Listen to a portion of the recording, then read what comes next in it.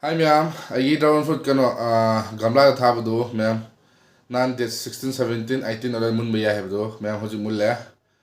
Kamana tawuno do kyam sawuno do yengo se ma'am kakalaga hek paya wa hek urasi ma'am. Let's go.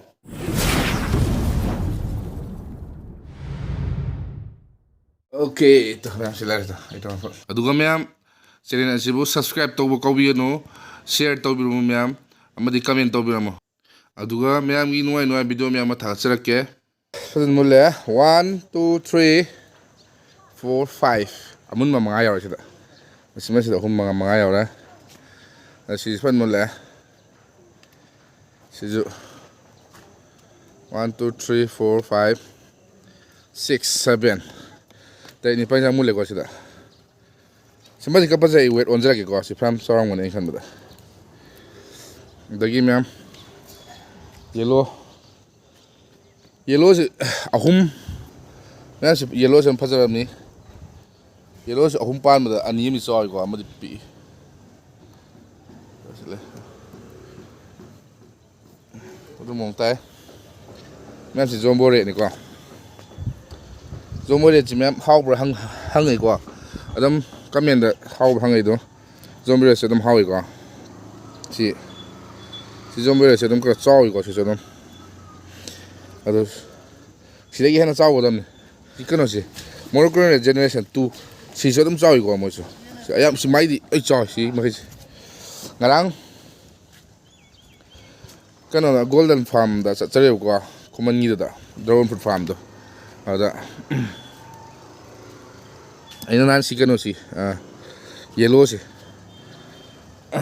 thai gold si yellow thai gold ne ko si saudri si uti si saudri ko mo si matang khan khala sa kana si magi mapanbi aseng bud aina lorok mapanbi aseng bud kano magi mapanbi amada dragon fruit 70 pali ko thajara ai horan video da tharake ai nan video na mapot masing thira adi video su sarake ko as mapanbi ama haidi mapanbi amadi na te mapanbi mari oi doi ni pai pillar am na mapanbi mari thabne ko ado aina masing thira 70 hena pal mapanbi mari da phajai mai do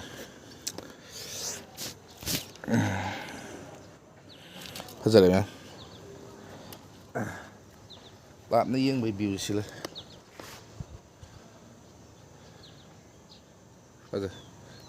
mathang so amaga thajilani ai si sida ma tharani si sida adai sida sum thabi ai ko si swai da sum yam thabi ai ai sum khot na bado thab kha chin baga ai thada bini pareng sana do ama thage da samasi laure sida ma ani yam tharani ado varieties to karma variety ai variety makhan thabne ba mata thade ba si Morocco generation 1 ni mo generation 2 aduga thai gold ga ani thamina bani amasina rom zombore ni pink rose ha mai pink rose thai khali sida dam saw ni pink rose to ado pink rose thai khali adi atopa makhan namaga kala makhan khande ma thai khali ani makhan man da ani thai khali na laira sin na dadi ma'am hek na bataw si ko ngam hek pada hek to si samai na se khai ba ko si se khai si na si se khai ko se khai ba so ngang sak ngang si san ping ba ngang sak ngang si singa te he kani ko do simasina ngang ko watra siga to sina ngang bi het ni asina ngang bi hen ni so pa mullam ne ko sina mun ba horok pa ngai re simasi di he kiro amun bra sina amun si ama ani mulli si ko ahum si se khai ra mari si se khai ra aba ma so ipok tra ba kai gi jadi si manga ke ka so khala he akhoi mi ma sam so je dragon fruit hek pala lao dragon fruit hek la dragon fruit hek pala nga ma lao lieng khoi ba nga ni lao khoi dragon fruit hek pa dragon fruit hek te me am ngai so si da sa si paro kong kapo kong kemna ka online mala jene ai semamul le kada silo so na wow aku jauh ngang một cái sao ăn sao rồi sao lo nó xin thầm cái jumbo rệt rồi à jumbo rệt là tiếc Morocco này generation tu xong rồi lùm rồi phải là bay rồi lùm bay thang cái gì đi ngang thang cầm đi thang là cả tuy nữa lagi semacam ni guys si semula hey yeah kita apa anda lumbra lumda okay mun dari mun bak check ai behek si semula mesti kai deh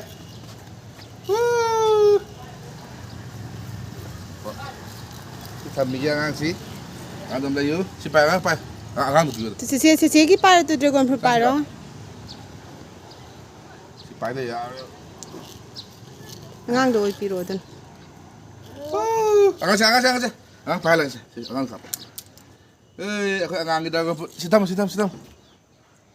yes hay đây mới hết Em làm là đâu mà sao uống nó ya sẽ xí ai gì không ngâm được 예. 뭔지. 자, 하고 아이다 하고. 빅탄 기도 어머니시나. 예스. 뜨야위 이거. 뭐 색깔. 이로 뭐가 돼?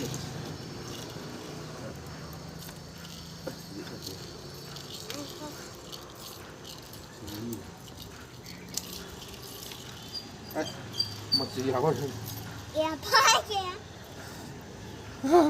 Mesti giàu này lấy khai rồi. À tôi kì yellow mà cái cái yellow chả có khai cả rồi. Đây này. yellow cũng muốn là bỏ À muốn lên yellow mà. Khai được cả rồi. Đúng rồi. Ủa yellow. Yellow semua le. Amma cái thiệt yellow. Anh em muốn đây. Sa. Put it on. Yes, ba. Rồi rồi.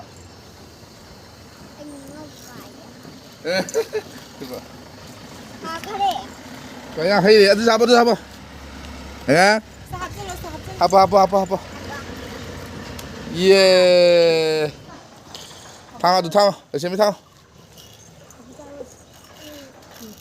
Taruh rồi, salo, let's go. Yang orang dulu yang oh, ais, kayak ngangi. Đâu có mềm gì, yellow cái rồi, có xong rồi đây. Ya, udah. Cái thang là sâu gắng. Cái này thì gấp xong tay tao này gì. 4 7 8. Gam sami xong ai đâu cái nó rồi. Gam sani 20 cái tao gọi là sao? Si sống si đi bị mà có什么事có chơi chứ.什么事？叫我们开带的。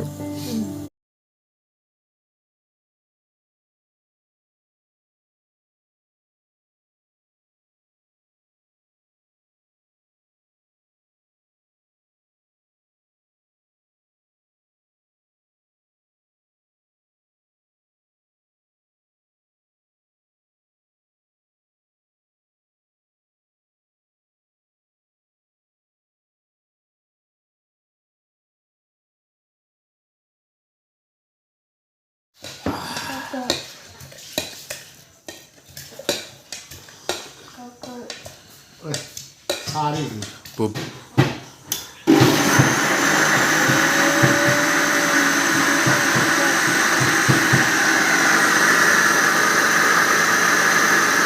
Wing đâu đây à? Wow. Hay đâu đi. Oh. Đi vào không ra mình không may đâu. Uhunin ule. Wow.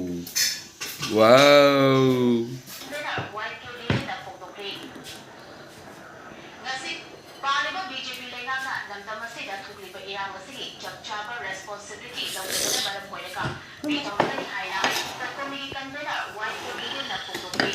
เว้ยอันนี้ยัมมี่ฮะแล้วกันเนาะZaman ni kang ni macam apa? Golden dragon fruit, kim farm lak punya, kan koi ya. Mai yellow kupans, si u, pasal mana dah. Mesin si kaya na pala jangan si, hukum jang pan malam. Mai si kan orang dah, pilih amada, salam mari katanya mai thai, pani mari dah, paliu mesin mana sih? Ada sih kupang juga.